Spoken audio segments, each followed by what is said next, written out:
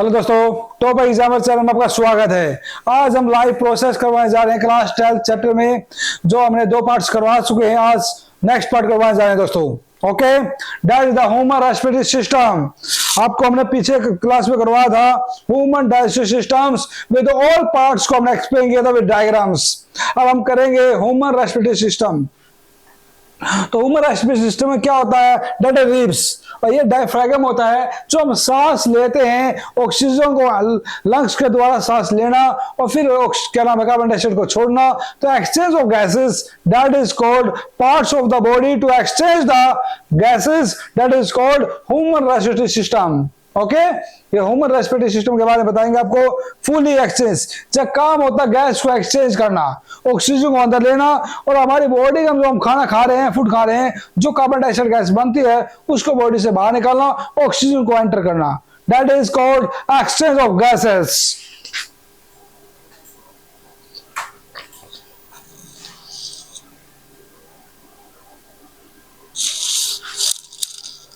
देखो यहां दोस्तों ध्यान से, ये फेरिक्स हैं, नेशनल पैसेज के द्वारा हवा अंदर जाती है, गैस अंदर जाती है।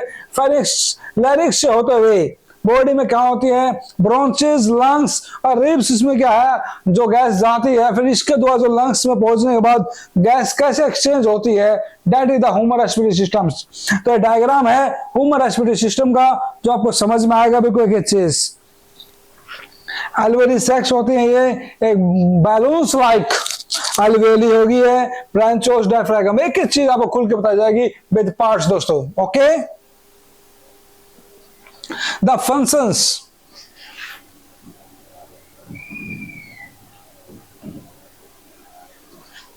बिल्कुल एक एक चीज आपको समझाई जाएगी ताकि आपको एक चीज समझ में आ जाए दोस्तों। The function of human respiratory systems is to take in pure air, शुद्ध हवा को, प्योर एयर होते हैं, शुद्ध हवा को अंदर लेना बॉडी के अंदर, एंड एक्सहेलिंग, और क्या इम्प्योर हवा को बाहर निकाल देना। लाइक इम्प्योर हवा होती है कार्बन डाइऑक्साइड, CO2, और प्योर हवा होती है ऑक्सीजन। तो उसे बॉडी से बाहर निकालना, तो उसके जो मेन पार्ट्स है बॉडी के, उसको अभी एक्सप्लेन किया जाएगा ऑल पार्ट्स को, that is human respiratory system. First है nostrils and nasal cavity. Air जैसे एंटर करेंगे बॉडी के अंदर थ्रू द नोस्ट्रिल्स, तो उसमें जो स्मॉल हेयर्स होते हैं, हमारी नोज के अंदर जो स्मॉल हेयर्स होते हैं अंदर, उसका काम क्या होता है कि फिल्टर करना हवा को फिल्ट्रेट करना, और जो डस्ट पार्टिकल्स हैं वो एयर से बाहर रह जाएंगे, और जो फिल्टर हो हुआ है वो एयर्स के थ्रू, मतलब एयर्स के अंदर, एयर्स के थ्रू अंदर चली जाएगी, और जो डस्ट होगा वो हेयर्स पर रह जाएंगी। ओके, तो जो लेयर होती है मुकस की हेल्प इन इज वर्क, तो हेल्प करता है, जिसे बोलते हैं जो airs become moist. Okay, second है फेरिक्स। क्या होता है? जो फेरिक्स है वो सीधा ट्रेचिया के में खुलता है थ्रू एंड ओरिफिस के द्वारा, उसे बोलते हैं ग्लोटिस। वेन ईट, जो हम भोजन खाते हैं तो ग्लोटिस उसे कवर कर लेता है विद एपिकल वाल्व के द्वारा, उसे बोलते हैं एपिग्लोटिस। क्या बोलते हैं? एपिग्लोटिस। उसके बाद ट्रेचिया। जो ट्रेचिया है इज मेड ऑफ, वो एक कार्टिलेज का बना होता है, जो विच कम्स, जो काम होता है डाउन फ्रॉम द नेक, जो नेक के नीचे होता है, एंड डिवाइड, जो क्या है 2 ब्रांचेस में फैल जाता है। It is made up of, ये रिंग्स का बना होता है, कार्टिलेज रिंग्स का, जिससे क्या होगा, जिससे हवाएं क्रॉस होती हैं। क्या होती हैं? हवाएं क्रॉस होती हैं दोस्तों। नेक्स्ट है लंग्स। द ब्रोंचेस है वो कहां होता है? लंग्स के अंदर होता है, जो क्या छोटे छोटे स्मॉल ट्यूब्स में फैल जाता है, जिसे बैलून लाइक स्ट्रक्चर बोलते हैं, दैट इज कॉल्ड एल्वियोली। क्या बोलते हैं? एल्वियोली। एल्वियोली का काम क्या होता है? प्रोवाइड गैस एक्सचेंज करने का, सर्फेस एरिया को बढ़ाने का काम कौन करता है? एल्वियोली करती है। जिससे क्या, in the wall of alveoli की जो वॉल होती है वो वाइड नेटवर्क, वो बहुत ही ब्लड कैपिलरी से फैला होता है। Okay, with a network of blood capillaries. Okay, फिर फंक्शंस, जो हमने क्या रेस्पिरेटरी सिस्टम के जो पार्ट्स के बारे में हमने जो पढ़ा है, अब उसको पूरा फंक्शन बताएंगे, कार्य है। ओके,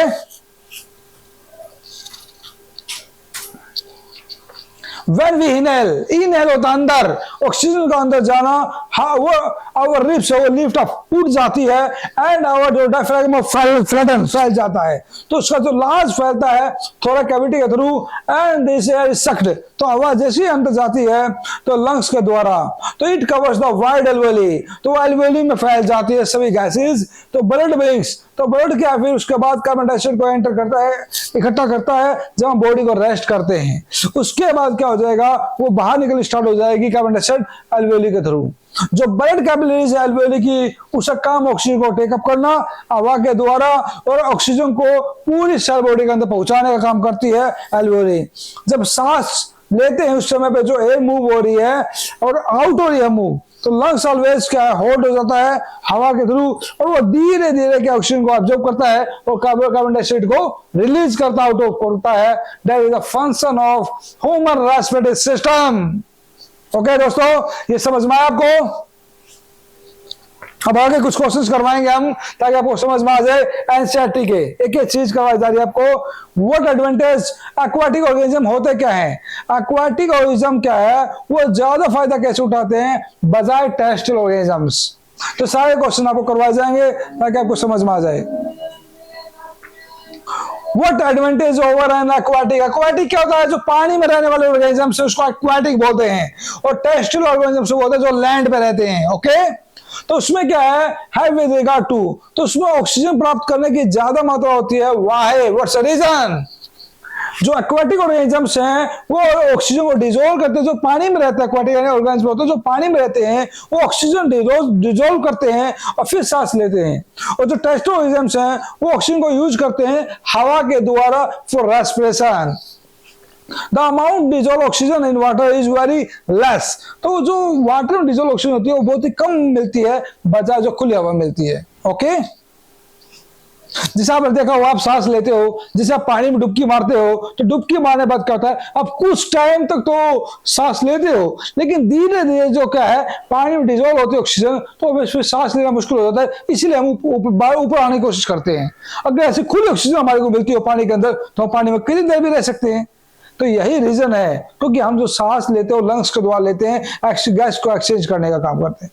अगर हमारे पास गिल्स होती तो हम कितनी देर तक पानी में रह सकते हैं। That's a reason. Okay, therefore इसीलिए जो रेट होता है रेस्पिरेशन का एक्वाटिक ऑर्गेनिज्म का वो इज फास्टर देन, वो ज्यादा होता है बजाय टेरेस्ट्रियल ऑर्गेनिज्म से। जो फिश है मछलियां हैं वो वाटर सांस लेती हैं और जो गिल्स के द्वारा वो गिल पैसेज होता है, और जो क्या ऑक्सीजन डिसॉल्व होती है वाटर के अंदर वो सीधा फिर खून के अंदर मूव कर जाती है।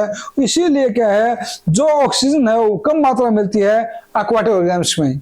ओके, उनकी जो फास्टर ग्रोथ हो जाती है क्योंकि वो बहुत जल्दी स्पीड में क्या उनके धड़कन बढ़नी स्टार्ट होती है पानी में, क्यों ऑक्सीजन बहुत ही कम मात्रा में मिलती है जब पानी में डिसॉल्व हो जाती है। Okay, next, what are the different ways in which glucose is oxidised?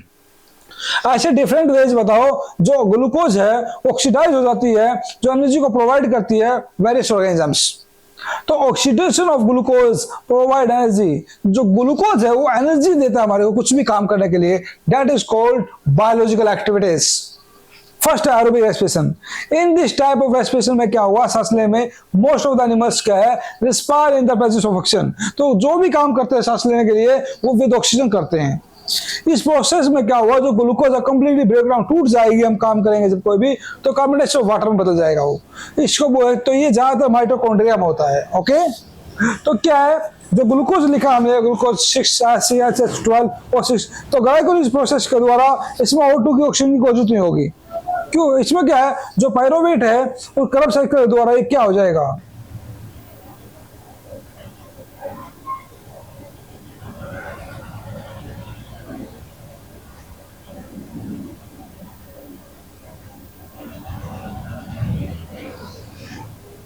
इसमें क्या होगा दोस्तों, यहाँ CO2 है जो gas CO2 H2O water energy बन जाएगी। जब ग्लूकोज लेवल को ब्रेक डाउन होता है तो उसमें क्या होता है CO2 और H2O और एनर्जी निकल जाएगी। ओके, उसके बाद क्या होगा एनारोबिक रेस्पिरेशन में क्या हो जाएगा दोस्तों, यहाँ एनारोबिक मींस होता है एब्सेंस ऑफ ऑक्सीजन, जिसमें ऑक्सीजन की जरूरत ही नहीं होती है। उसमें क्या हुआ इस रेस्पिरेशन में क्या हुआ, ये प्रोसेस जब चलेगी तो एब्सेंस ऑफ ऑक्सीजन में काम करेगी और बैक्टीरिया यीस्ट है वो काम करेगी इस प्रोसेस में। क्वेश्चन आ जाएगा एनारोबिक रेस्पिरेशन की एग्जांपल बताओ, that is bacteria and yeast. Okay, तो इसमें ग्लाइकोलाइसिस प्रोसेस होगी जब तो इसमें क्या होगा 6 और 6 होगी, तो कब क्रैब साइकिल द्वारा क्या हो जाएगा ये बच्चों C2H5OH में बदल जाएगा ये। तो ये क्या हो जाएगा दोस्तों, यहाँ 2C2H5OH और 2C2 एनर्जी में बदल जाएगा, अल्कोहल के रूप में बदल जाएगा। और ये क्या है, इसमें क्या है O2 को रिक्वायर्ड नहीं होता है, लेकिन क्या जैसे क्रैब साइकिल होगा तो इसमें ऑक्सीजन की जरूरत पड़ जाएगी। ओके,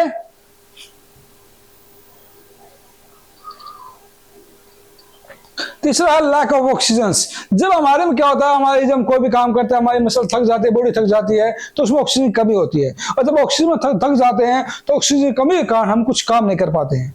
और जब हम वापस खाना खाते हैं, पानी पीते हैं, खाना खाते हैं, तो हमारे अंदर वापस एनर्जी ऐड हो जाती है जिससे हम काम करने लग जाते हैं। लेकिन जब हम थक जाते हैं बहुत ज्यादा, उसे बोलते हैं लैक ऑफ ऑक्सीजन।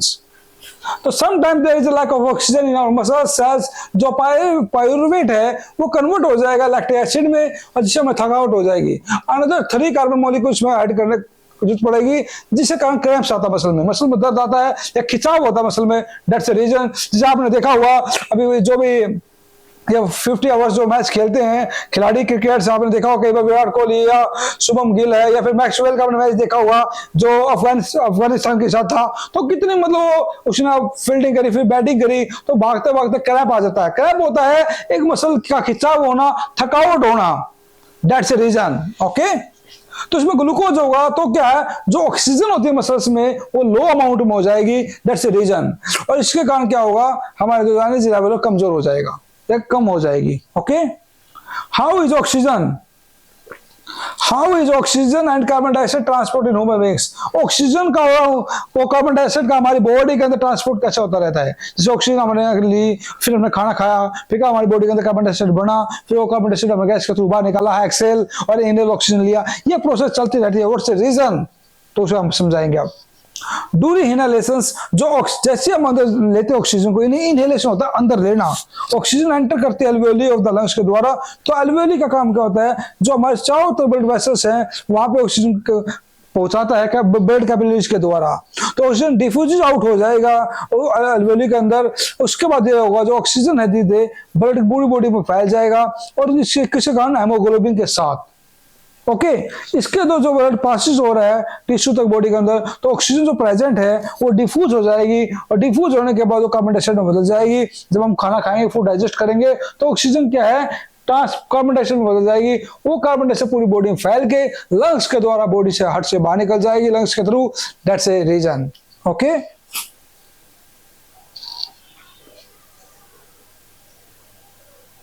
तो जो कार्बन डाइऑक्साइड है वो प्रोड्यूस हो रही है वेस्ट प्रोडक्ट के रूप में। आगे क्या है, जो कार्बन डाइऑक्साइड है वो प्रोड्यूस हो रही है एज ए वेस्ट प्रोडक्ट के रूप में, कब रेस्पिरेशन लेते हुए बॉडी सेल टिश्यू के द्वारा। जो CO2 डिफ्यूज हो रहा है इनटू द ब्लड के अंदर, इसका मतलब है हाई कंसंट्रेशन। जब हमारी बॉडी का अंदर हम ऑक्सीजन एंटर करते हैं, तो फिर हम जब खाना खाते हैं, उस खाने से क्या है, जो खाना डाइजेस्ट होता है, तो O2 ऑक्सीजन है वो कार्बन डाइऑक्साइड गैस में बदल जाती है।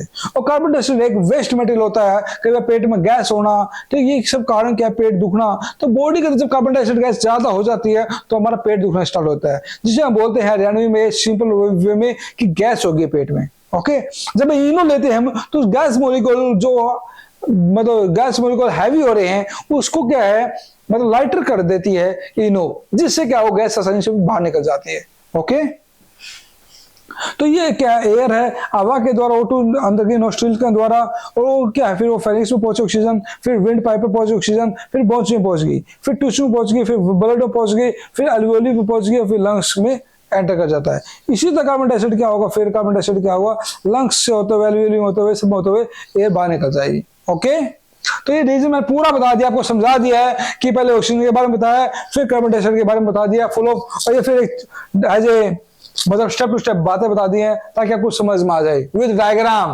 एक भी चीज मुश्किल नहीं है, सारी चीज आपको आसान रूप में बता दी है ताकि आपको कहीं भी दिक्कत ना आए। ओके, तो पार्ट के हवा पहले नोस्ट्रिल में जाएगी, फेरिंक्स में जाएगी, फिर विंड पाइप में जाएगी, फिर बोन्स में जाएगी, फिर टिश्यू में जाएगी, फिर ब्लड में जाएगी, फिर एल्वेओली में जाएगी, फिर लंग्स में जाएगी। दैट इज स्टेप 2 मतलब transport of oxygen and carbon dioxide. Okay, अब आगे दोस्तों, how are the lungs designed human beings. जो लंग्स हैं वो का क्या डिजाइन ह्यूमन बींग्स का, जो मैक्सिमम एरिया को कवर करता है। जो लंग्स का डिजाइन है ह्यूमन बींग्स में, उसका एरिया इतना फैला क्यों है, गैस को एक्सचेंज करने के लिए। That's a question. ओके, एक एक क्वेश्चन जो रखा मैंने एनसीईआरटी का, एक जो आ सकते हैं इंपोर्टेंट्स। ओके, जो ट्रेंसिया है रीचेज वो थोड़े के फिर से रीच करता है और वो दो भागों में टूट जाता है, राइट एंड लेफ्ट ब्रांचेज में। ठीक है, तो इसे बोलते हैं ब्रोंचिस। तो रीचिंग द लंग्स, जैसे हवा लंग्स तक पहुंचती है, ईच ब्रोंचिस क्या अगेन डिवाइड हो जाएगी ब्रोंचियोल्स में, और जो ब्रोंचियस है वो डिवाइड हो जाएगी दोबारा फिर एल्वियोली डक्ट्स में, और हर एल्वियोली डक्ट ओपन होगी 2 और 3 स्मॉल एल्वियोली में। कहा, हर एल्वियोली डक्ट ओपन होगी 2 और 3 स्मॉल एल्वियोली में। There are about 150 million alveoli होती है हमारी हर लंग्स में। ओके, ईच आवर लंग्स, हर लंग्स में क्या है हमारे 150 मिलियन एल्वियोली होती है। जो सरफेस होता है बोथ द लंग्स का, थ्रू विच जहां एक्सचेंज ऑफ गैसेज होती है, वो क्या है 50 to 100 स्क्वायर मीटर फैली होती है।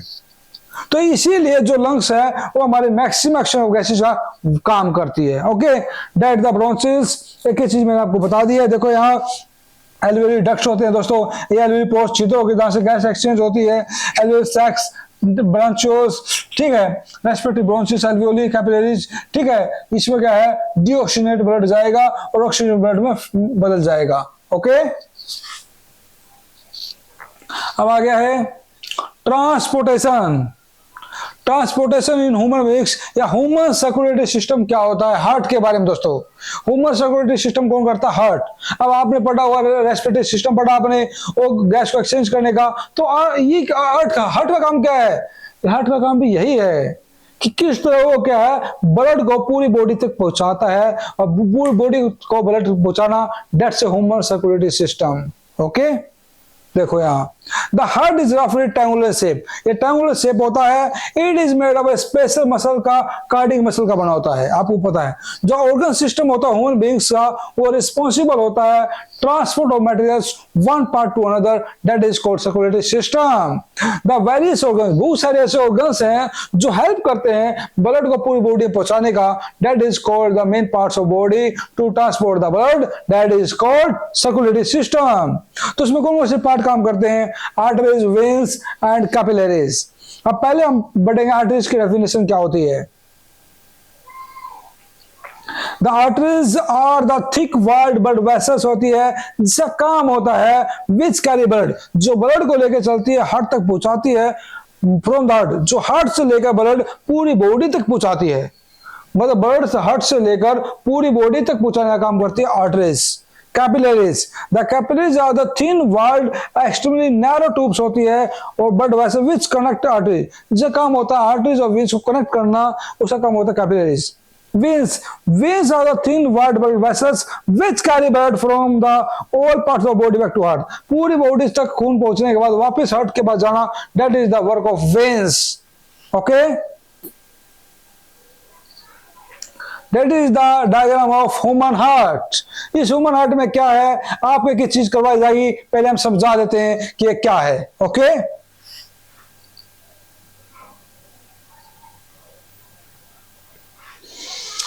पहले हम आपको हार्ट के बारे में समझाएंगे, हार्ट का वर्किंग का काम क्या होता है, ताकि आपको सांस आ जाए।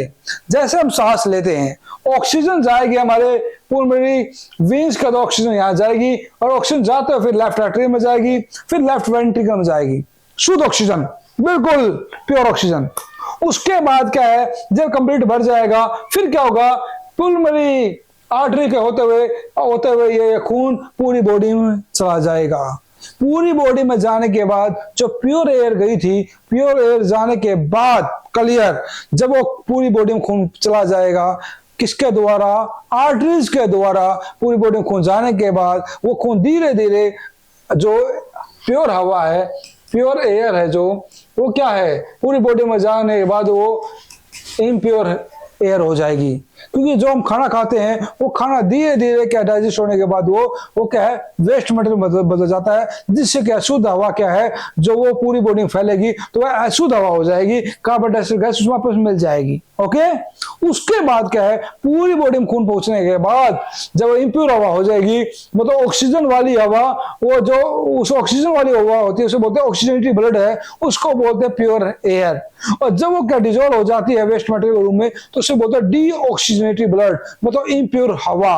Okay, impure oxygen. तो पूरी बॉडी फैलने के बाद जो वापस बैक टू पूरी बॉडी के बाद वो जो खून चलेगा डीऑक्सीजनेटेड ब्लड है जो वो हार्ट पे जाएगा वापस, तो वो कौन काम करेगा, उसका वेन्स काम करेंगी। ओके, तो उसके बाद क्या होगा, जैसे पूरे वेन्स के अंदर खून गई, प्योर हवा आ गई, खून के साथ शुद्ध हवा हेमोग्लोबिन, तो लेफ्ट एट्रियम बढ़ने के बाद फिर लेफ्ट वेंट्रिकल जाएगी, लेफ्ट वेंट्रिकल से होते हुए फिर ये क्या होगी, क्या होगा होते हुए फिर ये कहां चली जाएगी, पिलमोनरी आर्टरीज के द्वारा पूरी बॉडी में फैल जाएगी। प्योर बॉडी में फैलने के बाद जो प्योर हवा है वो इम्प्योर हवा हो जाएगी, तो ऑक्सीजनेटेड ब्लड को डीऑक्सीजनेटेड ब्लड में बदल जाएगा। उसके बाद क्या होगा, ये आउटो के द्वारा क्या होगा, पूरी आर्टरी पूरा होता हुए फिर क्या हो जाएगा, धीरे धीरे धीरे ये मेन आर्टरी के द्वारा ये क्या इम्प्योर हवा हो जाएगी, पूरी बॉडी फैलने के बाद क्या हो जाएगा, फिर ये सीधा यहाँ आएगा, यहाँ आने के बाद मेन हवा के द्वारा क्या है ये राइट वेंट्रिकल और क्या है फिर राइट ऑडिकल वेंट्रिकल में पहुंचने के बाद ये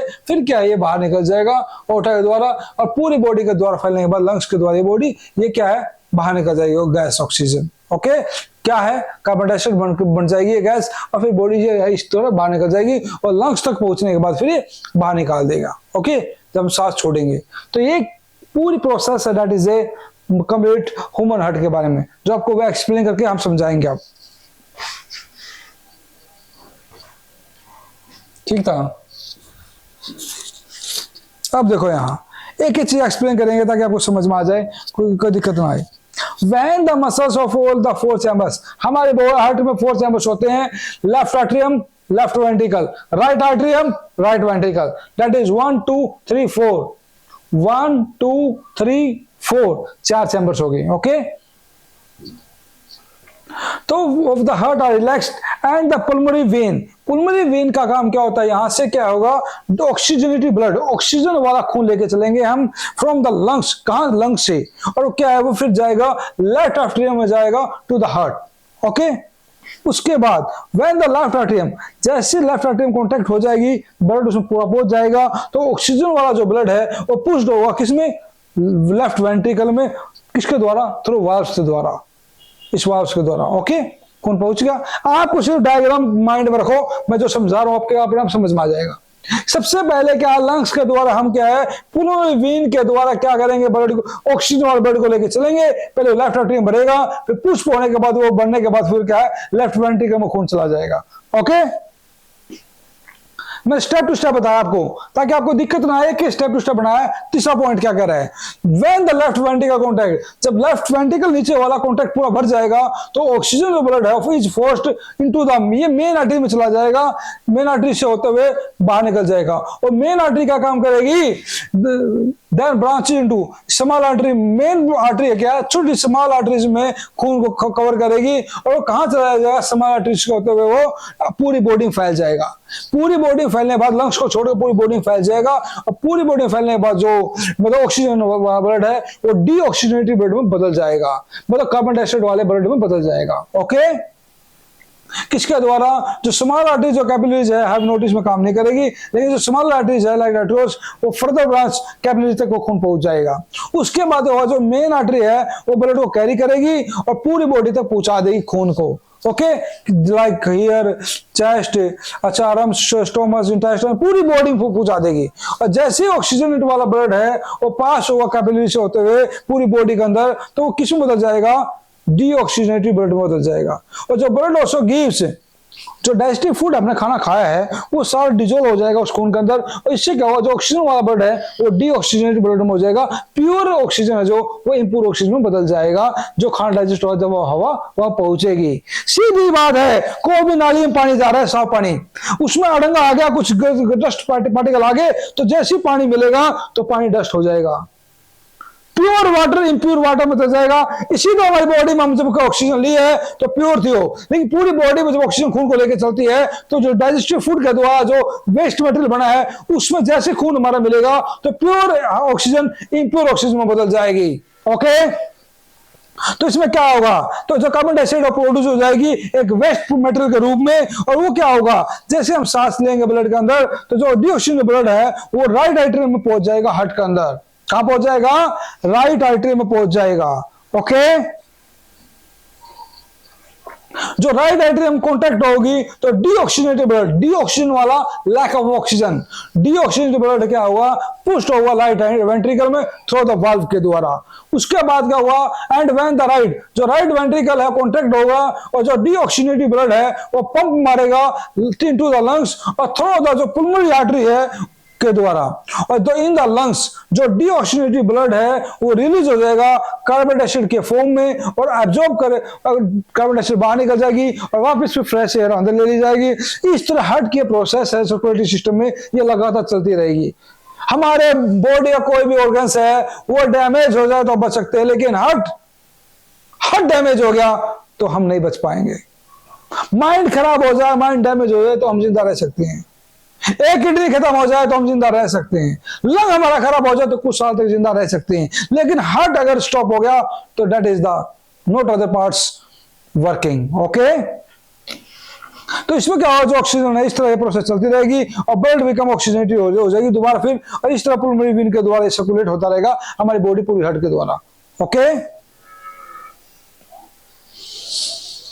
अब है हार्ट बीट, दिल की धड़कनें। दोस्तों जब दिल धड़कता है ना तो पता चलता हार्ट बीट हो रही है, और आपको भी पता इस पाएगा कि हमारा 1 मिनट में दिल 72 बार धड़कता, आपको पता होगा, ठीक है, कि 70 बार धड़कता हुआ। लेकिन नॉर्मली प्रोसेस देखी जाए, अगर हम 10 आदमी लेते हैं, 10 पीपल्स लेते हैं, 10 पीपल्स का अगर हम हार्ट बीट चेक करते हैं तो उसका हमने कॉमन निकाला कि 1 मिनट में 70 टाइम्स बार हार्ट बीट होती है। ओके, तो जो हार्ट पंप्स करता है ब्लड इनटू द आर्टरीज के द्वारा बाय कांटेक्ट होता है जब, तो ये कंप्लीट कॉन्ट्रैक्शन होता है जो रिलैक्सेशन हार्ट बीट का वो 70 to 72 टाइम्स होता है पर मिनट।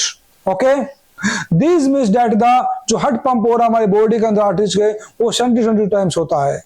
ओके, तो जो हार्ट बीट है वो काउंटिंग होता है पल्स के द्वारा, नाड़ियों के द्वारा क्या है उसे पता लगा जाता है कि हार्ट कितनी बार धड़क रहा है। ओके, अब ब्लड प्रेशर, द फोर्स, जो ब्लड के द्वारा जो प्रेशर बनता है उसे ब्लड प्रेशर कहते हैं। जो प्रेशर है इज मच ग्रेटर देन, ये बहुत ज्यादा होता है बजाय आर्टरीज में ज्यादा होता है, वेन्स में कम होता है। जो प्रेशर होता है ब्लड का हमारी बॉडी के अंदर आर्टरी के द्वारा वो कॉन्ट्रैक्शन से बोलते हैं साइस्टोल। ओके, और जब आर्टरी जो उसमें क्या होता है, जब बॉडी रिलैक्स होती है उसे बोलते हैं रिलैक्सेशंस। जो नॉर्मल साइटोपिक प्रेशर होता है वो 120 होता है, ठीक है, और डायस्टोलिक प्रेशर 80 होता है। इसलिए हम जो करते हैं 80/120 करते हैं, आपको पता हुआ 120/80। तो साइस्टोल होता है प्रेशर बढ़ना 120 तक और कम से कम 80 हो सकता है। ओके, जब हम रिलैक्स रहते हैं। उसके बाद क्या है, जो ब्लड प्रेशर उसे मेजर किससे करते हैं, स्पाइगोमैनोमीटर। क्वेश्चन आ जाएगा ब्लड प्रेशर को मेजर करना, व्हाट इंस्ट्रूमेंट, स्पाइगोमैनोमीटर्स।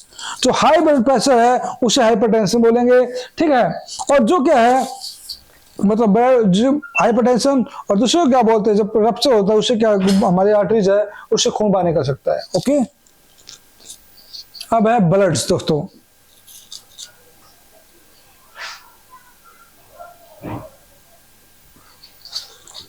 ब्लड, खून, ब्लड है रेड कलर होता है, लिक्विड होता है जो सर्कुलेट होता है हमारी पूरी बॉडी के अंदर। आपको पता है खून निकालो तो लाल होता है, किसी पीला नहीं होता है, किसी नीला नहीं होता, किसी ग्रीन नहीं होता, आपको पता है। हर इंसान का, हर ऑर्गेनिजम्स का जो खून है वो लाल होता है। ओके, दैट इज, तो रीजन क्या है, because it contain red pigment, haemoglobin के कारण क्या हमारा खून लाल होता है। पता होना चाहिए, कोई पूछने लग जाए कि भाई खून लाल क्यों होता है, that's the reason of haemoglobin.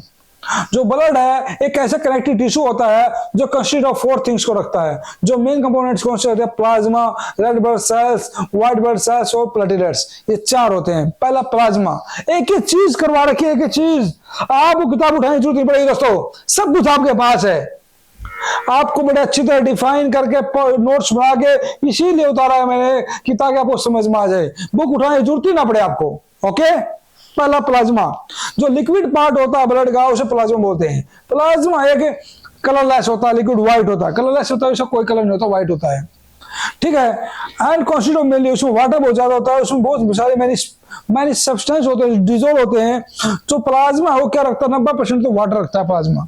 Plasma also content dissolve, इसमें प्रोटीन, डाइजेस्टिव फूड, ऐसा common salt, waste product, carbon dioxide, सब कुछ डिजोल्व होता है। हार्मोन्स, जो प्लाज्मा है वो डिजोल्व सब्सटेंस को रखता है और एक पार्ट से दूसरे पार्ट तक पहुंचाने का काम करता है, ठीक है, बाय ब्लड सेल्स के द्वारा। जो रेड ब्लड सेल्स होते हैं, व्हाइट ब्लड सेल्स, प्लेटलेट्स हैं, ये सभी क्या है, मिक्स होता है plasma, okay.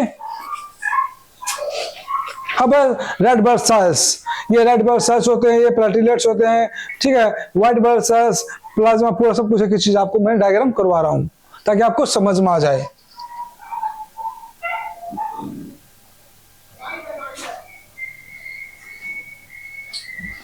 Red blood cells are the red in colour due to the presence of red pigment haemoglobin. कहां ये रेड होता है, रेड ब्लड सेल्स, इसका काम ये सर्कुलर शेप होती है, गोल शेप होती है। देखो यहाँ red blood cells do not have nuclei, उसके अंदर कोई न्यूक्लियाई नहीं होती है। Red blood cells have to be made quickly, ये बहुत जल्दी जल्दी बनते हैं। And they do not live for very long, लंबे समय तक जिंदा नहीं रहते हैं। ईच हर रेड ब्लड सेल्स का है वो 4 मंथ तक जिंदा रहता है। क्वेश्चन आ जाए, रेड ब्लड सेल्स का लिव जिंदा रहता है सिर्फ 4 मंथ्स के बाद, 4 मंथ्स तक, उसके बाद जिंदा नहीं होते हैं। One reason for the short life of red blood cells is that they don't have nuclei. तो बहुत अच्छा क्वेश्चन दे रखा है मैंने आंसर, कि क्वेश्चन आ जाए कि 4 मंथ तक जिंदा रहते हैं, लंबे समय तक जिंदा क्यों रहते हैं, क्योंकि उनके पास न्यूक्लियाई नहीं होता। क्या नहीं होता, do not have nuclei. It has been estimated that about 3 million, तो हमारे हर बॉडी के अंदर क्या है, 3 मिलियन रेड ब्लड सेल्स होते हैं ह्यूमन ब्लड के अंदर, जो डाई, एवरीथिंग डाई होते रहते हैं। But 4 times that number are made in bone marrow every day. लेकिन क्या है, ये 4 गुना बनते रहते हैं बोन मैरो के अंदर, okay. So when we donate, जब हम खून देते हैं किसी लाइफ को बचाने के लिए, the loss of the blood from the body can be made up quickly. तो क्या है, हमारे कुछ ही दिनों में खून वापस बन जाता है। अगर किसी की लाइफ बचाने के लिए हम खून को डोनेट करते हैं तो फिर नया खून हमारी बॉडी में बनता रहता है। तो हमें डोनेट करता रहना चाहिए ताकि हमारे बॉडी के अंदर नया खून बनता रहे। दिस इज बिकॉज की red blood cells are made very fast, बहुत जल्दी बनते हैं रेड ब्लड सेल्स हमारी बॉडी के अंदर, इन बोन मैरो में। तो please note that most of this cells, तो जो most of the cells in blood are, तो जो बहुत जरूरी है हमारे बॉडी के अंदर red blood cells, okay. White blood cells, white blood cells है जो, व्हाइट ब्लड सेल्स का काम होता है डिजीज से लड़ना, डिजीज को, बीमारी को खत्म करना, हार्मफुल बैक्टीरिया को किल करना, वो काम करता है। दिस इज बिकॉज कि व्हाइट ब्लड सेल्स है हेल्प टू, इसका काम होता है फाइट, लड़ाई लड़ते हैं ये जर्म से, फॉरेन मटेरियल से। तो विच कॉज, जो बीमारियां फैलाते हैं उनको खत्म करने का काम करता है white blood sales. Other white blood sales make, ऐसा केमिकल होता है जिसे एंटीबॉडीज बोलते हैं, जो इन्फेक्शन से, बीमारी से लड़ता है। दूसरा, व्हाइट ब्लड सेल्स का मैन्युफैक्चर, ये एंटीबॉडीज को बनाते हैं जो रिस्पॉन्सिबल होते हैं फॉर प्रोवाइडिंग इम्यूनिटी पावर को बढ़ाने बॉडी के अंदर। इनफैक्ट जो व्हाइट ब्लड सेल्स है वो are called soldier of the body. ये क्या है, सोल्जर ऑफ द बॉडी होते हैं। और white blood cells are at the spherical, गोल शेप होती है इनकी भी, इरेगुलर शेप भी होती है, मतलब शेप कभी बदलती रहती है इनकी शेप्स, उसे बोलते हैं irregular shape. White blood cells है जो in the blood are much small होते हैं, रेड ब्लड सेल्स से छोटे होते हैं व्हाइट ब्लड सेल्स, ओके। अब है प्लेटलेट्स।